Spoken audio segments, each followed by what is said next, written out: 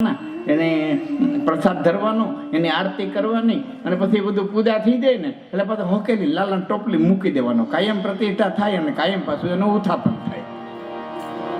આને ભાવ પ્રતિષ્ઠા કહીએ. કારણ કે આપણે ભાવ પ્રતિષ્ઠામાં જીવનારા છીએ.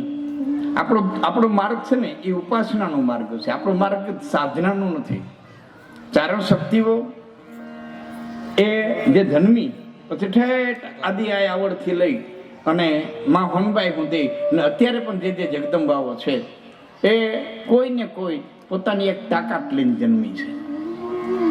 તમે કોઈ દેવું નહીં સાંભળો કે ખોડિયાર ક્યાંય 10 વર્ષ તપ કરવા ગયા, નાગબાઈ માં હિમાલયમાં જઈને 10 વર્ષ તપ કર્યું કે 12 વર્ષ એને ગિરનારમાં ગાડ્યા. નહીં, એ જે આવતી ને એ તાકાત લઈને જ આવતી, અને તાકાતની જરૂર પડે ને ત્યારે પ્રગટ કરતી, નો જરૂર પડે તેમનું વહી જતી.